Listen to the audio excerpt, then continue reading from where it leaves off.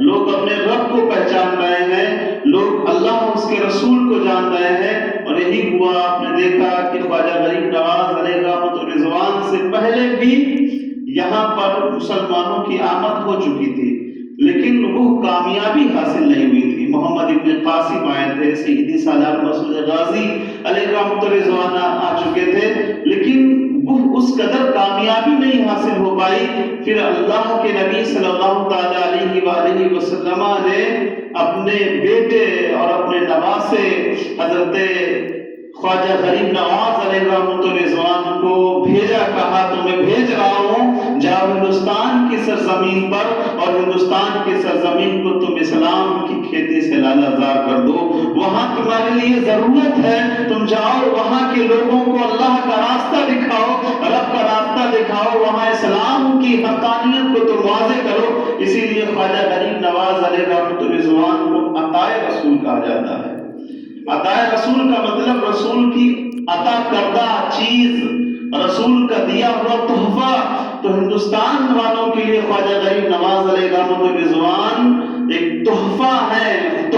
جو یہاں کے لوگوں کے لیے عطا کیے گئے ہیں۔ اور پھر اللہ کے نبی کا یہ تحفہ ہندوستان کی سرزمین پر آتا ہے تو تلواروں کی زور پر نہیں، انیوں کے زور پر نہیں، توپوں کے زور پر نہیں، اللہ کے نبی صلی اللہ تعالی علیہ وآلہ وسلم کے اخلاق کی خوشبو لے کر کے آتے ہیں اور بتاتے ہیں صرف دہلی سے اجمیر کی سرزمین کے درمیان میں، صرف اتنے کے درمیان میں، سفر کے درمیان میں 90 لاکھ لوگ آپ کے ہاتھ پر مسلمان ہوئے، صرف دہلی سے اجمیر کے سفر کے درمیان۔ سوچئے دہلی سے اجمیر کے سفر کے درمیان 90 لاکھ لوگ آپ کے ہاتھوں پر مسلمان ہوئے۔ اور پھر ایسا نیٹ ورک قائم کیا کہ پورے ہندوستان میں اگرچہ تمام سلاسل کے سلسلے پائے جاتے ہیں، قادری سلسلہ بھی پایا جاتا ہے، چشتی سلسلہ بھی پایا جاتا ہے، نقشبندی سلسلہ بھی پایا جاتا ہے، سہروردی سلسلہ بھی پایا جاتا ہے، تمام سلاسل پائے جاتے ہیں، مگر ہندوستان میں چشتی سلسلہ میزبان ہے،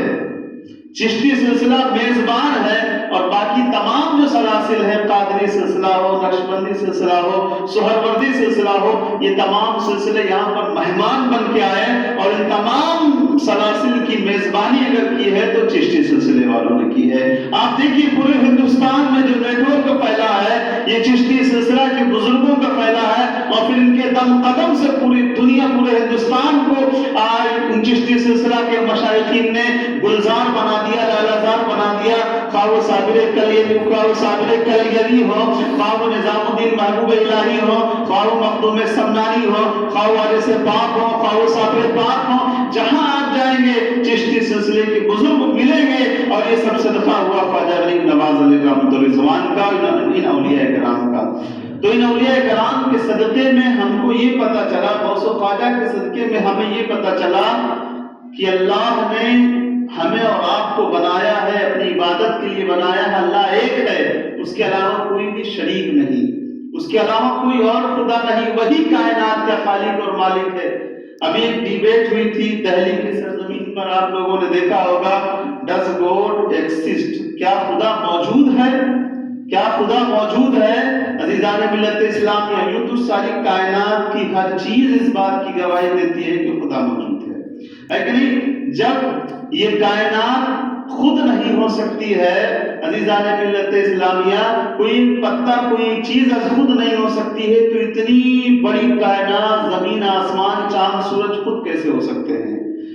ان اولیاء کرام کے صدقے میں ہمیں پتا چلا، رب کی معرفت ہمیں حاصل ہوئی۔ عزیزان ملت اسلامیہ اس سلسلے میں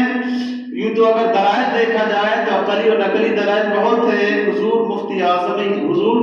امام اعظم ابو حنیفہ علیہ رحمہ کے واقعہ آپ کے سامنے پیش کر کے میں رخصت ہو جانا چاہوں گا۔ امام اعظم ابو حنیفہ علیہ رحمہ جو حنفی سلسلے کے ہیں، جن کے ہم مقلد ہیں، امام اعظم ابو حنیفہ علیہ رحمہ جو 4 مسلک اور مسلک کے سب سے بڑے امام امام اعظم ابو حنیفہ علیہ رحمۃ الرضوان ہیں، جن کے ہم نماز، روزہ اور دیگر چیزوں میں تقلید کرتے ہیں۔ بہت بڑے امام گزرے ہیں امام اعظم ابو حنیفہ علیہ رحمۃ الرضوان، اور بے شمار قرآن و حدیث سے مسائل اخذ کیا ہے۔ انہی مسائل کی روشنی میں آج ہم اور اپنی نماز، روزہ، حج زکات